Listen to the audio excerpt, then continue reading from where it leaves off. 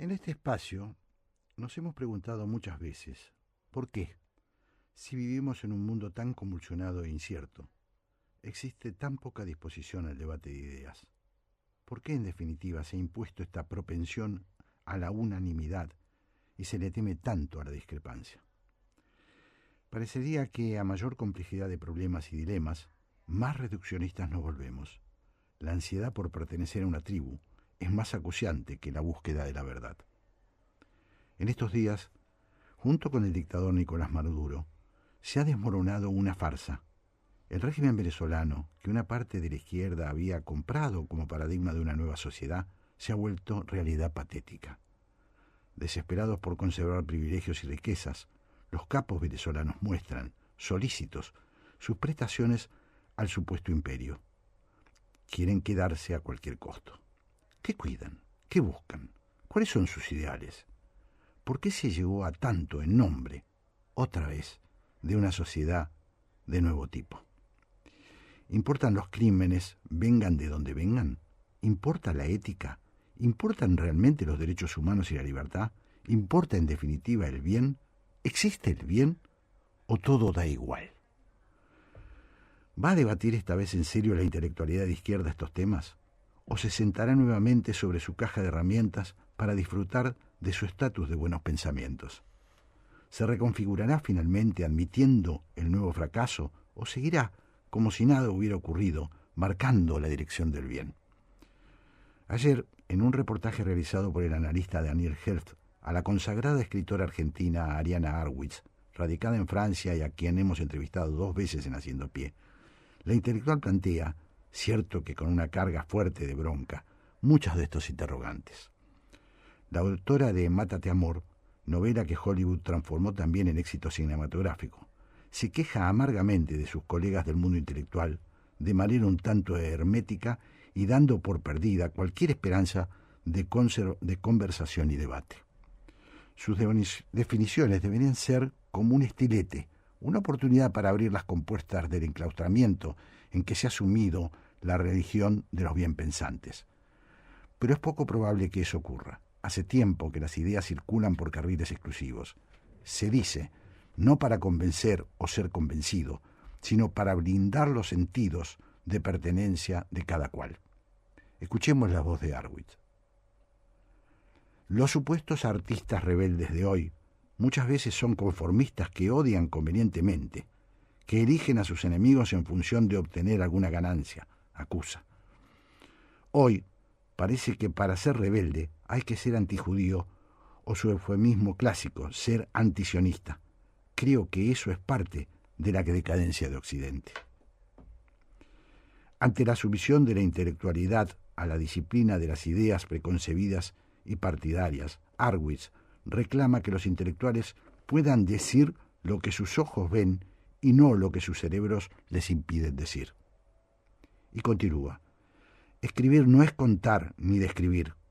Escribir para mí es el gesto de salir del sesgo cognitivo cerrado, es salir de la sumisión a la disciplina, a un partido, escribir y decir lo que tus ojos ven, no lo que te impide tu cerebro. Salir de la lógica de la obediencia debida. Pero no es algo nuevo. Antes era Mao, el Khmer Rouge, Stalin, la revolución de los Ayatolá en Irán y ahora están Hamas y Hezbollah. La atracción por el totalitarismo es más fuerte que todo.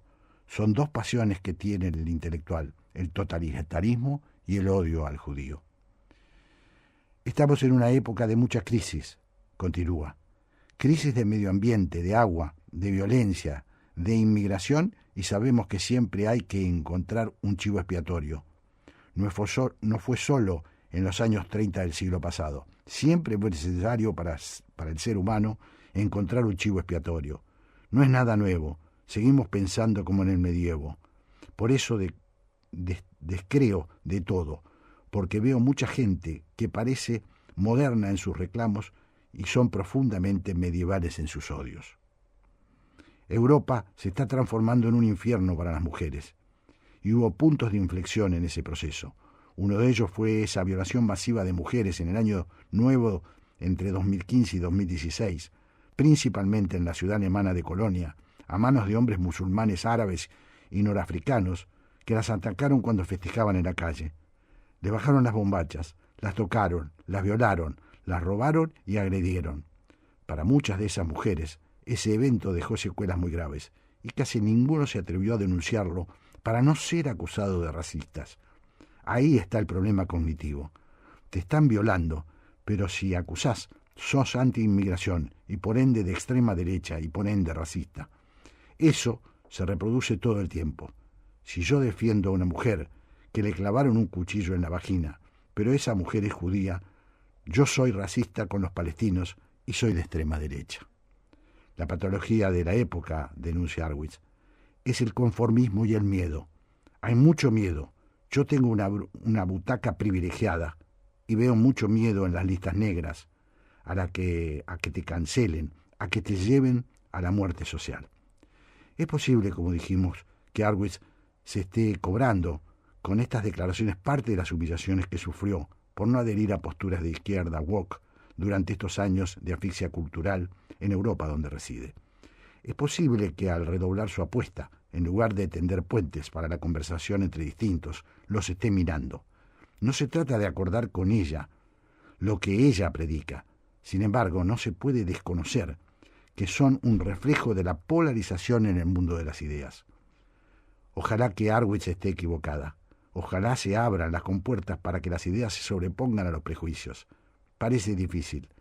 Para que eso ocurra, haría falta, como insinúa la escritora, una verdadera revolución de los sentidos.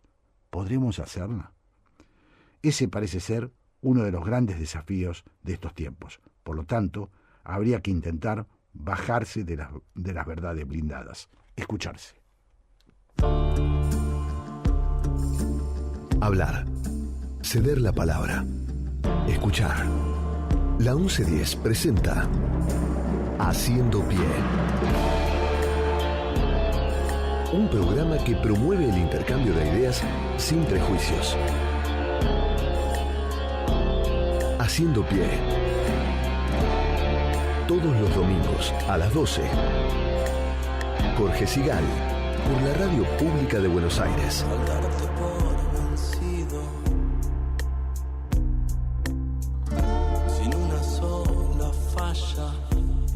Buen mediodía de domingo. Estamos acá, como siempre, en el barrio de Palermo, en la 1110, nuestra casa, para hacer esto que tanto nos gusta. Hoy en la primera hora de nuevo, sin mi amigo Santiago Kovadlov, pero en la segunda va a estar en Café La República, como siempre.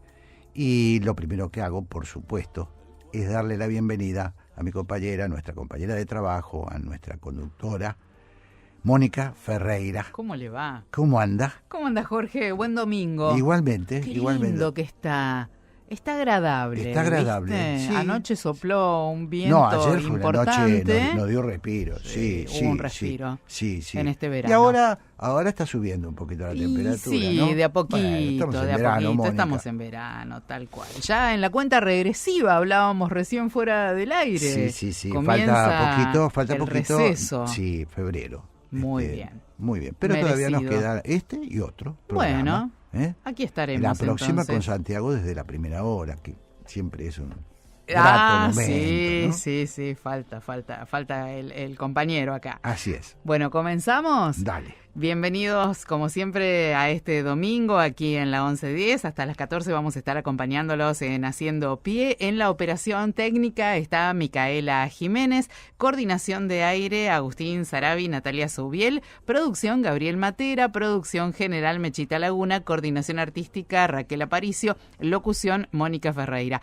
Como siempre, los invitamos, si quieren dejarnos su mensaje a lo largo del programa, el WhatsApp de la 1110 es 11 36 99 86 60. 11 36 99 86 60. Y si quieren seguirlo a Jorge, les recomiendo entonces su perfil en la red social X. Allí lo encuentran como @Jorge Sigal.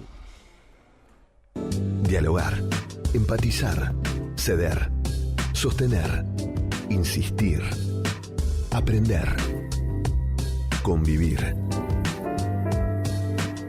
Haciendo Pie. Buscando acuerdos en el disenso. Con Jorge Sigal.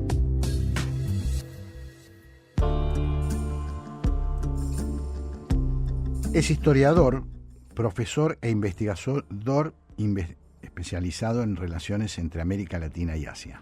Posee una maestría en estudios latinoamericanos y un doctorado en procesos políticos contemporáneos por la Universidad de Salamanca, España.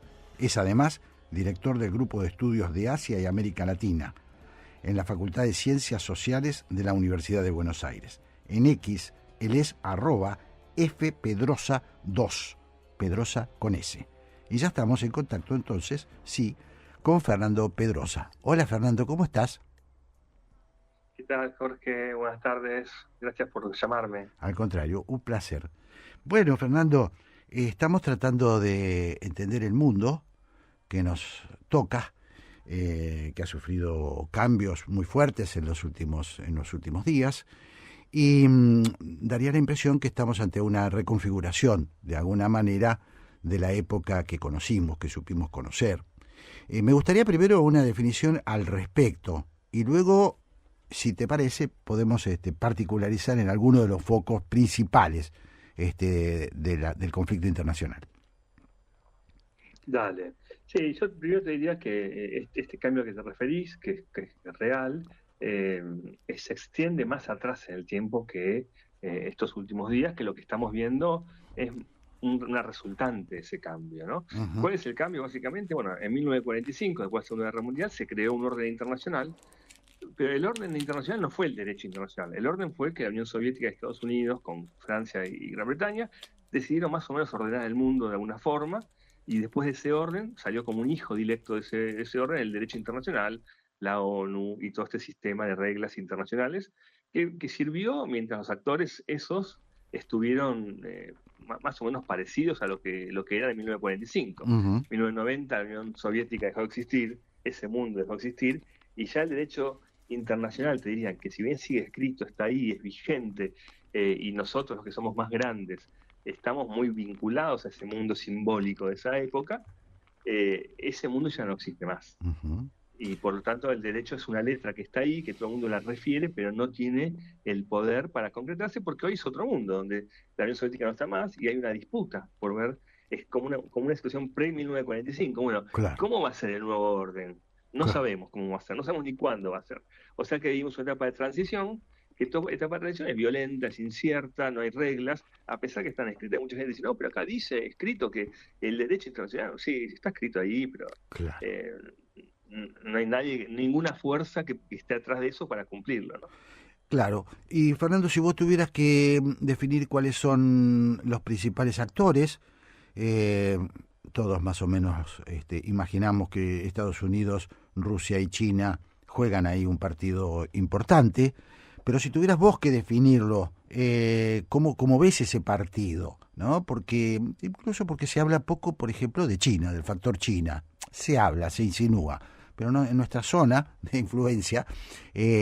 China es todavía un enigma muy grande.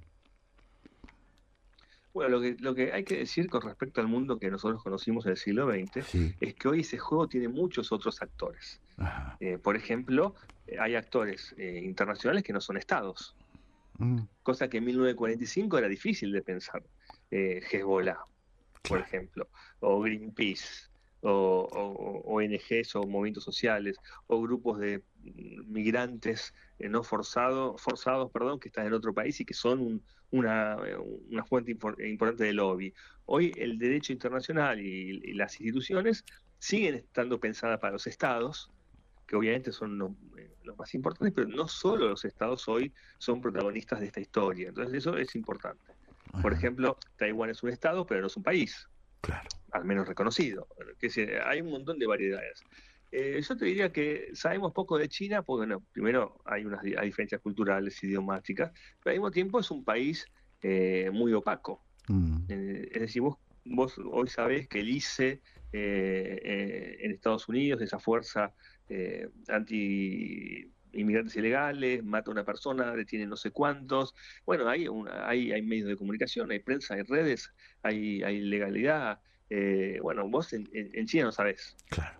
Nosotros hoy en China no tenemos mucha información de muchas cosas, incluso económicas. Vos sabés la inflación de Argentina, podés ir al INDEC, con todos los problemas que puede tener. INDEC que mida mal, mida bien, lo que vos quieras. Pero entras ahí, hay profesionales, hay continuidades estadísticas, hay datos, los podés sacar, podés opinar. Claro. Bueno, tampoco sabemos muy bien qué pasa en China con la pobreza, con el consumo interno, con la inflación. Bueno, entonces tenemos menos información, y cuando hay menos información, vos sobre esto pensaste mucho y escribiste, el tema de la propaganda de los estados autoritarios en el imaginario occidental es muy fuerte, ¿no? Claro. Y yo venía pensando esto, quizás para otro programa tuyo, pero para pensar algo que vos también escribiste, la fuerza que tiene simbólica en nuestro mundo, en nuestras generaciones, sobre todo, la idea de revolución, ¿no? Ajá. Como que esa revolución iraní, por ejemplo, entrando en el tema de Irán, Sí. o en el caso cubano, o en el caso venezolano, es decir, cómo la idea de revolución actúa como una suerte de protección, ¿no? Es decir, mira, si es revolución, lo puede hacer. Claro. Si es el sultán de Brunei, no lo puede hacer, es una locura, no puede ser. Pero si es una revolución, en caso de Irán, de Venezuela, admitir la idea de la degradación de la legitimidad revolucionaria es un dilema para muchos sectores, sobre todo de la izquierda, progresistas, intelectuales, que no han podido superarlo todavía del siglo XX. Claro. Muy interesante. Estamos hablando con el historiador Fernando Pedrosa, y bueno, me gustaría también, y creo que tiene que ver con lo que recién decías, ir a uno de los focos que hoy está más en el candelero, que es el tema Irán, porque nosotros tampoco sabemos demasiado de Irán, 92 millones de habitantes,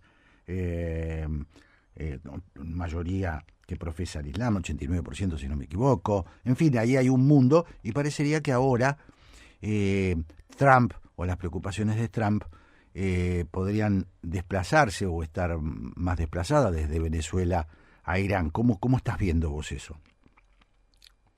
Bueno, a esto le sumo que hoy el gobierno argentino puso en la lista de grupos terroristas a la Fuerza Quds, que es una rama de las Fuerzas Armadas iraníes, que podemos volver sobre eso después. Sí, claro. Mira, yo te diría que lo que pasa en Irán precede claramente a Trump, ¿no? Es decir, Trump se metió un poquito, no mucho, más en esta ocasión, ¿no? Ahora, sí, más con su verborragia que en los hechos, aparentemente con eso logró algunos objetivos. Lo que hay que decir, en Irán hay la crisis que vemos ahora, la movilización, el levantamiento popular tiene raíces en otros anteriores, en una situación de disconformidad, pero que en este momento también está muy vinculada a la economía. No solamente a la política, es un Estado, no sé qué categoría, teocrático, podemos decirlo, sí, pero autoritario, más parecido a un Estado totalitario que a una dictadura de la seguridad nacional de América Latina, más totalitario en el sentido que controla todos los resortes sociales, ¿no? Y es mira, hoy venía pensando también, para hablar con vos de esto, las similitudes entre Cuba e Irán. Ajá. ¿No? Primero, la legitimidad revolucionaria para hacer lo que quieran, ¿no? El tiempo que quieran. Claro. Ambos vienen de revoluciones. Podríamos decir que ambos son un poco religiosas. Muy bien. Loris Sanata diría que sí, que Fidel Castro más venía del tema jesuita. El último rey católico, ¿no? Hizo un libro. Exactamente. ¿sí? Exactamente. Pero muchos también, como vos, que no han escrito, también le ven esa cosa, el comunismo también como una cosa religiosa, ¿no? Más allá de que no sea una religión. Bueno, digamos que este estado, esta igualdad, de esta comparación, los iraníes vienen con devaluación de su moneda brutal, ¿no? Pérdida de puestos laborales, inflación, ¿no? La inflación viene asociada también, con problemas energéticos, cortes de luz, caída del nivel de vida, o digamos, ¿y cuál es la argumentación de los iraníes? Muy parecida a la cubana. Bueno, esto es culpa de las sanciones norteamericanas, ¿no? Es decir, el famoso bloqueo, en el caso cubano, en este caso la culpa de Estados Unidos, porque las sanciones hacen que nosotros no podamos vender nuestros productos o lo que sea, ¿no? Entonces hay también ahí como que los problemas son los mismos. Y la diferencia sí que podemos ver es que el sistema político iraní es un poquito más abierto. Hay una votación, si bien no eligen el cargo máximo es el ayatollah, ¿no? Claro. Pero hay un presidente con funciones administrativas, ponele, con algún tipo de movimiento interno que pueda hacer, pero muy limitado, que es votado por el pueblo, la sociedad, pero que el nivel de gente que la cantidad de gente que vota cada vez es menor, y sus funciones son administrativas, ¿no? Entonces hay un problema económico, un problema social, que tiene que ver también con los jóvenes, con la falta de perspectivas laborales, con las mujeres, ¿no? La mitad de la población iraní son mujeres, y están bajo la tutela de sus maridos o de sus padres, con problemas para conseguir trabajo, con problemas para viajar, con problemas para estudiar, con con el hijab, toda una serie de cuestiones que desde el 2002, además, hay un movimiento feminista en Irán, que ahora no me acuerdo el nombre, que se llama así como Mujer en Libertad, Woman Free, bueno, no me acuerdo del nombre, pero que ya hay algo armado ahí entre las clases medias, universitarios, mujeres en general, que también está muy presente ahí. Entonces, en este momento se juntaron todas esas movilizaciones, claro, todos esos reclamos, y por eso tuvo la potencia que tuvo, ¿no? Y el gobierno islámico es un gobierno que se ampara en su legitimidad revolucionaria, y hoy no tiene más que la fuerza, ¿no? Hoy perdió mucha su capacidad, quizás como en Cuba también, ¿no? Su retórica revolucionaria. 12.000 muertos, religiosa, ¿no? Según se dice. Se habla, ¿no? ¿Qué hizo el gobierno iraní? Cerró Internet por 5 o 6 días, cerró las comunicaciones al exterior, no solo por Internet, sino por teléfono. O sea que es difícil saber. Vamos desde 2.500 a 20.000. 20.000 dice Irán International, una asociación de exiliados que tiene contactos adentro del país. Es una barbaridad. Sí.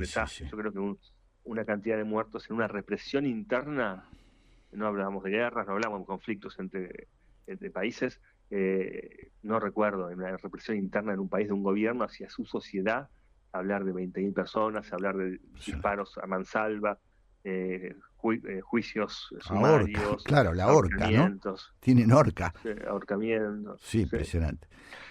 Sí. No, el otro día leí en El País que sí, decime. No, agrega. ¿En El País? No sé si en El País o en el diario El País o en algún diario que decía el problema de este levantamiento es que es una especie de contrarrevolución, en el sentido de que es más reactivo, es decir, que no tiene liderazgos organizados, no son grupos coordinados, no hay una representación social en el Parlamento, es decir, son grupos de reacción, que gritan que no llegan a fin de mes, que están siendo atacados por el Estado, que no tienen libertad de ningún tipo, es decir, y además hay que reconocer también esto de la generación Z, que se habla mucho por lo que pasó en Nepal, que la gente ahora, a través de su internet, de TikTok o de lo que sea, tiene acceso a ver cómo viven otros.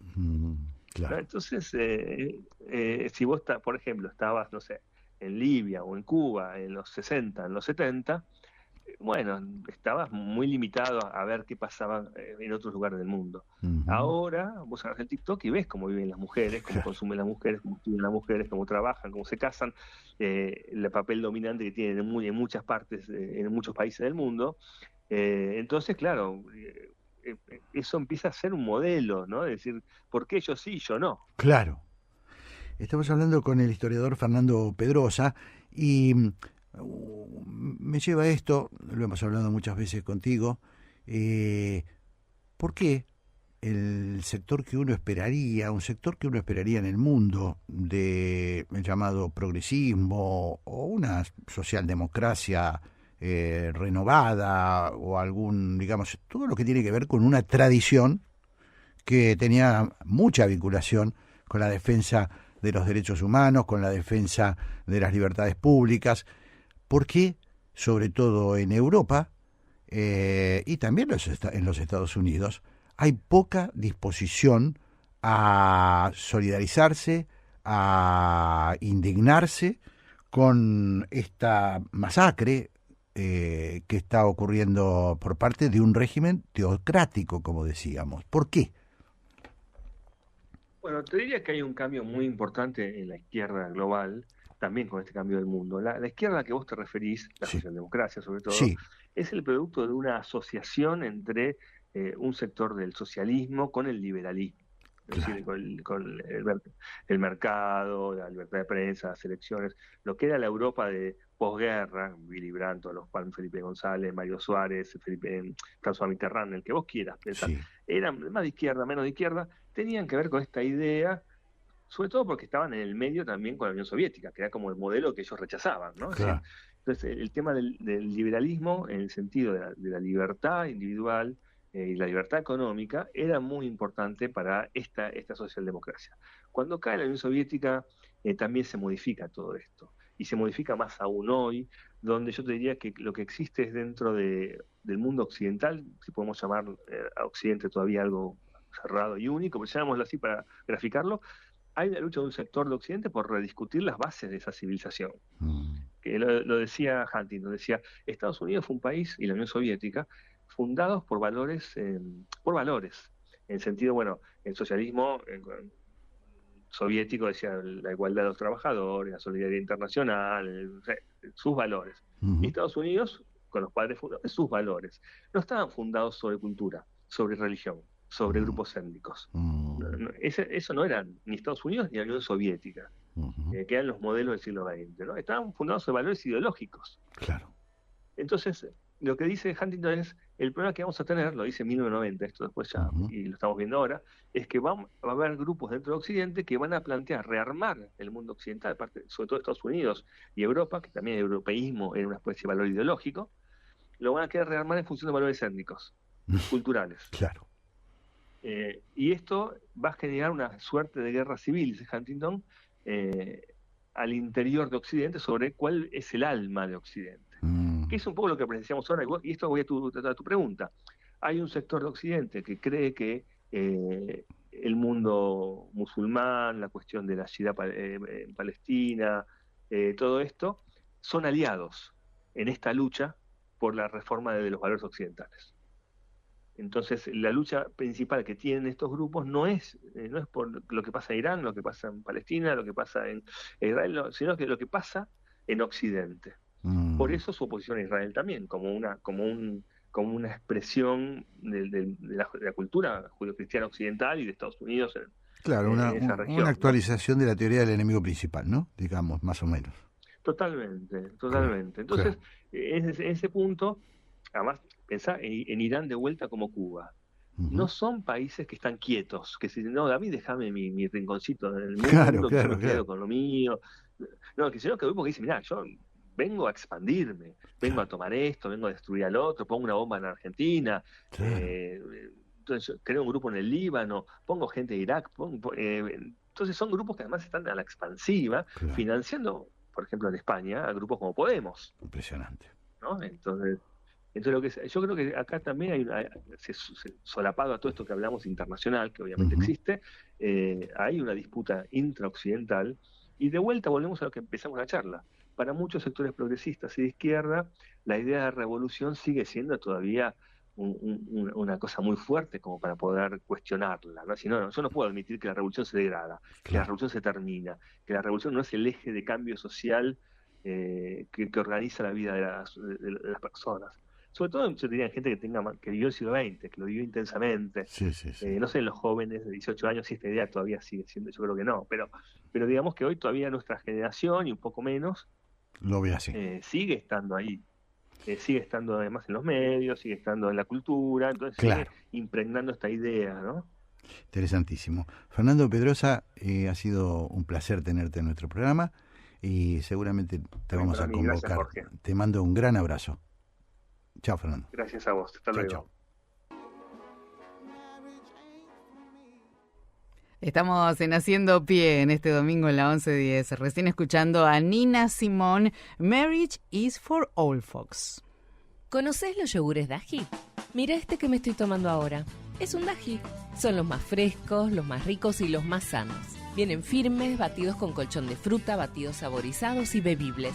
Son exquisitos. Lindas son las clases de vida de nuestros filósofos. Lindas son las historias que se escriben en las librerías.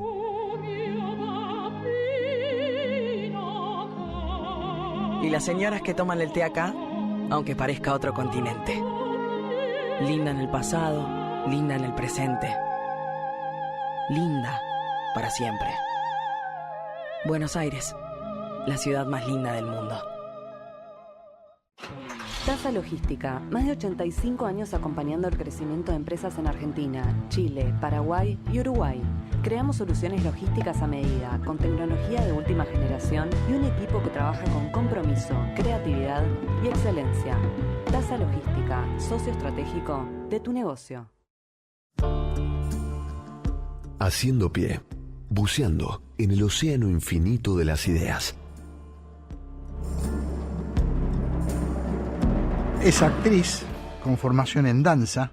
En su debut cinematográfico protagoniza La Virgen de la Tosquera, película dirigida por Laura Casabé, basada en relatos de Mariana Enríquez, que se acaba de estrenar en cines tras un exitoso paso por festivales. Estamos ya en contacto con la actriz Dolores Oliverio. Hola Dolores, un placer. Hola, ¿qué tal? Un placer. Bueno, un gusto. Bueno, te hemos visto actuar en cine. Para vos que venís de otro, creo, ahora me lo vas a contar, que venís de otro ámbito, del ámbito de la música.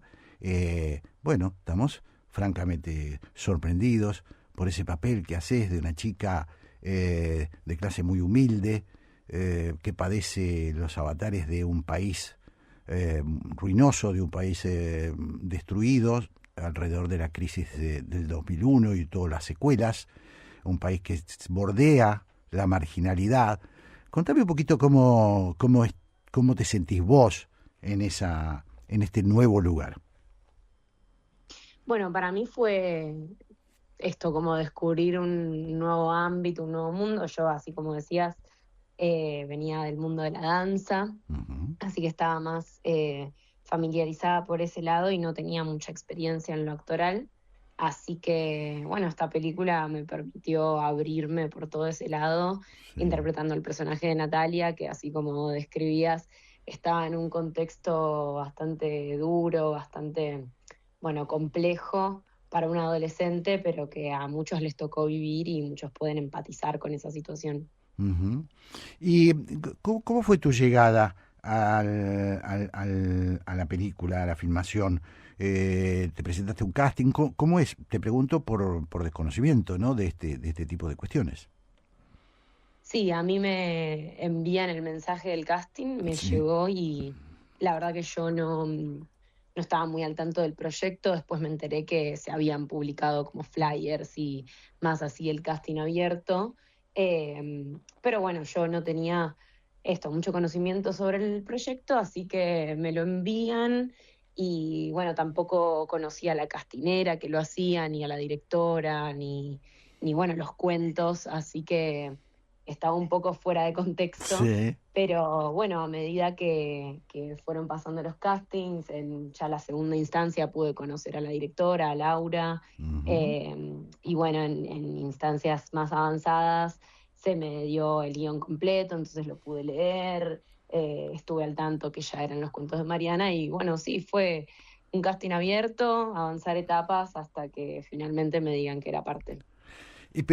Pero cuando vos llegás al casting, ¿es porque estás buscando una nueva ruta, además de la danza, porque estás pensando que la actuación puede ser el lugar, o un nuevo lugar, o un lugar, no sé si para estacionar, o un lugar para quedarse, o ¿cómo lo vivís? Sí, bueno, la realidad es que yo siempre fui bailarina y trabajaba como únicamente de eso, y la verdad que hasta este proyecto fue como la única mirada que tenía hacia adelante y no veía como muchos otros caminos porque ya me estaba formando bastante por ese lado. Pero bueno, no, yo desde más o menos los 16 que empecé, bueno, a trabajar también en publicidades y adentrarme un poco en el mundo audiovisual y se me abrieron como un poco más, se me abrió un poco más la mirada. Entonces empecé a tener otros ámbitos en cuenta y nada, cuando me llega la oportunidad, la verdad que sí era algo nuevo. De repente era un casting con texto que yo no había hecho nunca, era el primer, era la primera audición que yo tenía así con 2 escenas, con bastante texto que aprender y Bueno, yo soy, la verdad, una persona que le gusta siempre salir de la zona de confort y buscar cosas nuevas, así que cuando vi el casting, la respuesta nunca fue no ir, sino que, bueno, ir y el no ya lo tengo, entonces, bueno, seguir como buscando siempre más opciones. Claro. Estamos hablando con Dolores Oliverio. Ella es Natalia en la película recién estrenada, La Virgen de la Tosquera, un film, yo diría, un film crudo, un film duro, un film basado en dos relatos de Mariana Enríquez que describen una realidad del país, una realidad que muchas veces nosotros no vemos o le damos un poquito la espalda, que es ese mundo de la miseria extrema, de un país que parece haber perdido incluso en algunos sectores que antes se consideraban de clase media, que podían todavía llevarla.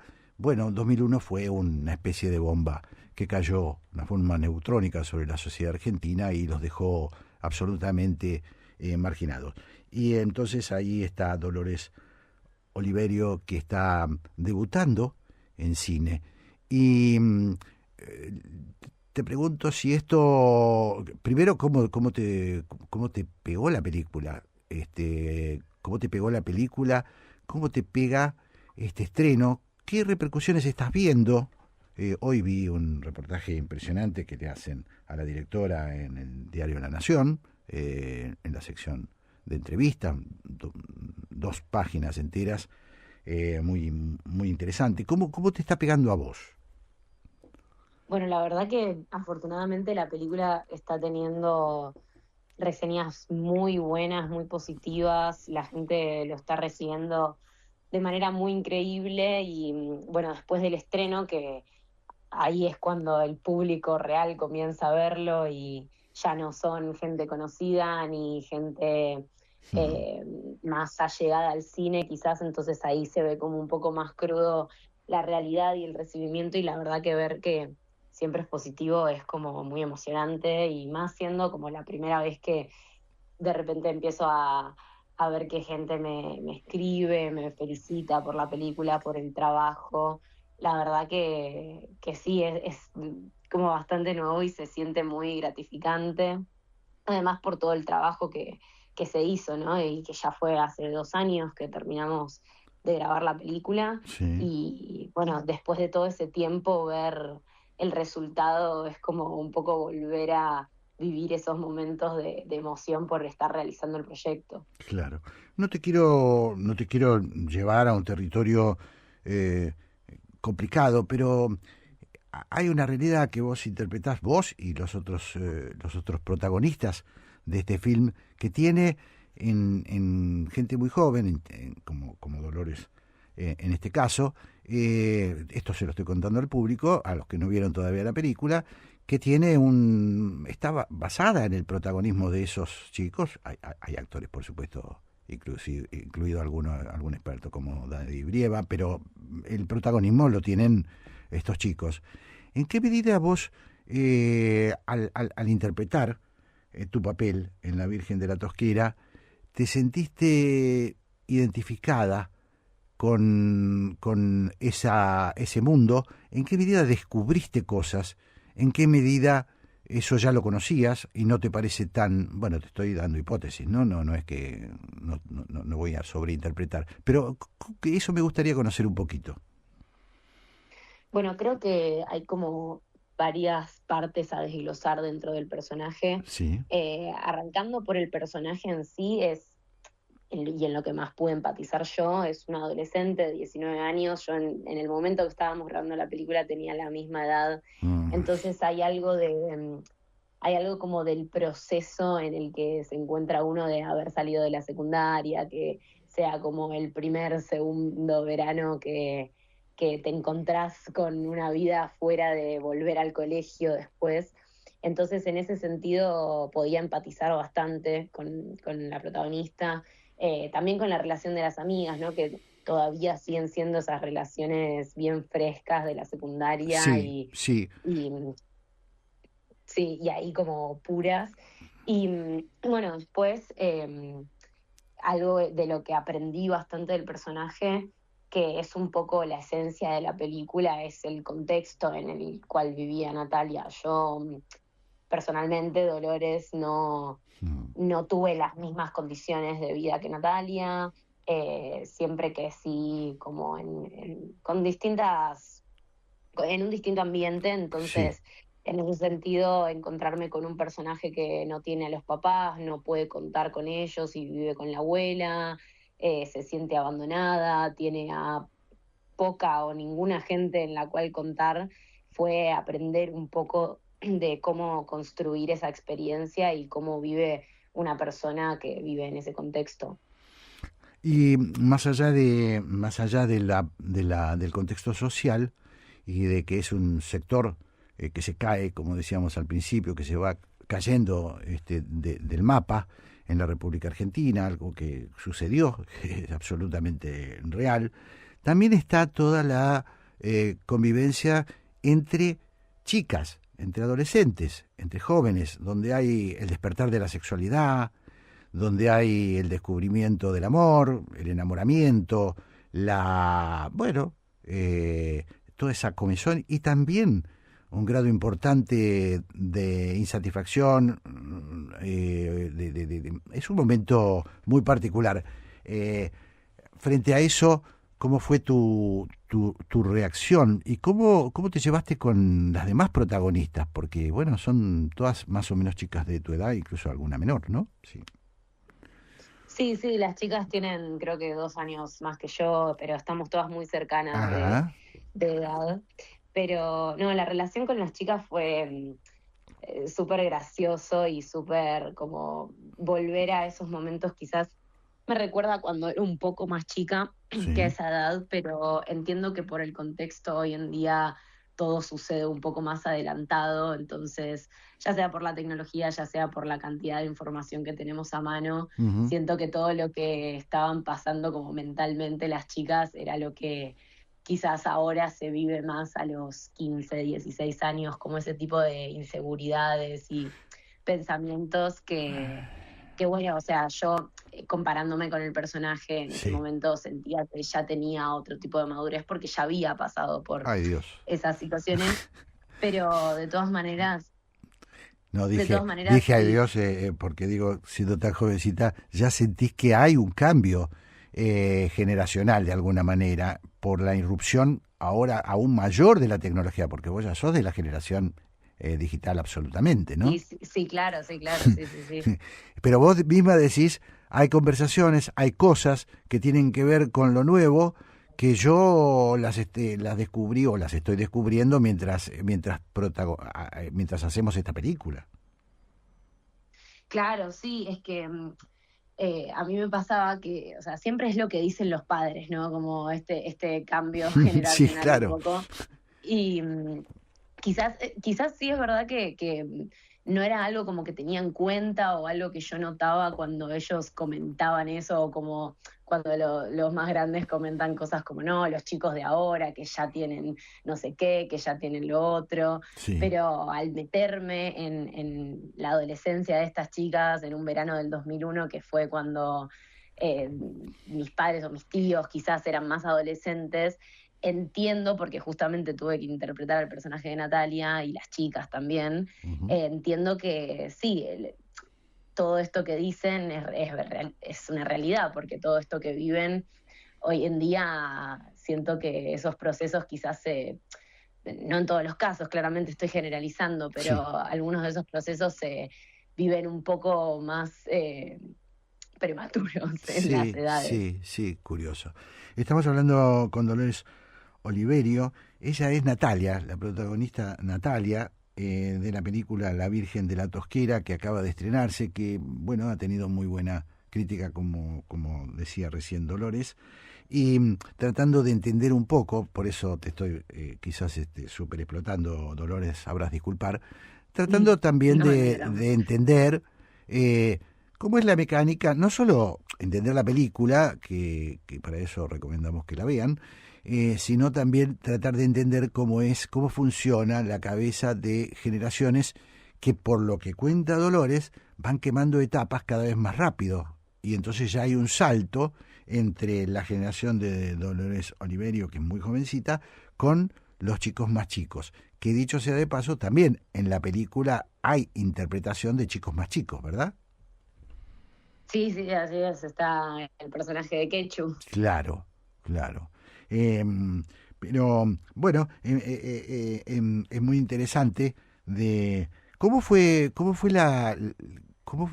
viviste el estreno, cuántas personalidades se te acercaron, porque supongo que también empezás a integrarte a un mundo nuevo, vos, desde el punto de vista de actriz. No es lo mismo, creo, corregime si me equivoco, no es lo mismo ser postulante a un papel protagónico que haberlo protagonizado. Supongo que habrá una revolución en tus propios sentidos, ¿no? Sí, completamente, sí. Siento, es como que me vino todo un poco de golpe, si se puede decir de alguna forma. Sí. Pues yo que lo comparo un poco del mundo del que venía antes, que es el de la danza, que lo fui construyendo año por año, digamos, y bueno, incluso a día de hoy continúo en ese mundo claramente. Ajá. Pero digo como que noto una diferencia, como que es muy repentino el estar con esta película, el protagónico, porque, bueno, como decía al principio de la nota, yo medio que entré a la película casi que por casualidad. Claro. Entonces, sí, es como muy sorpresivo y repentino, pero la verdad que es muy emocionante vivir tantas experiencias nuevas, así entre comillas de la nada. Claro. Bueno, Dolores, la verdad que ha sido un placer tenerte en nuestro programa. Esperemos que la Virgen de la Tosquera siga teniendo éxito y que vos, sobre todo, puedas continuar con esa múltiple vocación. No sé si esto significa que la actuación va a ser el final de la danza. Yo en lo personal espero que no, aunque no te conozco, pero ojalá que puedas llevar adelante las dos vocaciones, ¿no? Sí, obviamente, sí, la danza jamás la voy a dejar. Ah, ¿sí? ¿Lo tenés como un camino que puede profesionalizarse? Es que en realidad yo soy profesional, sí. Digamos, yo trabajaba principalmente de bailarina, sí. Muy bien. Bueno, Dolores, ha sido un placer, te agradecemos mucho el tiempo que nos has dedicado, y te mandamos un gran abrazo. Bueno, muchísimas gracias por tenerme. Chao, hasta muy pronto. Chao. Hasta luego.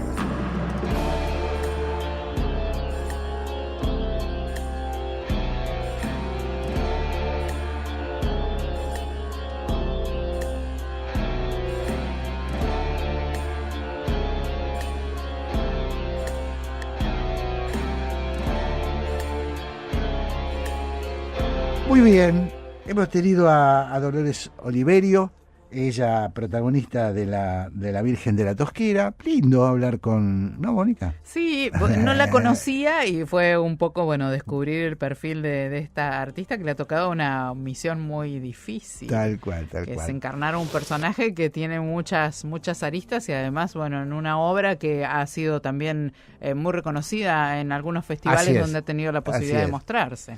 Bueno, Mónica, nos vamos a la segunda hora. Segunda hora, que es Café La República. Se incorpora el señor Santiago Kovadlov a la conversación, por suerte, y gracias a Dios. Así que nosotros continuamos en Haciendo Pie, no se muevan de ahí. Chau.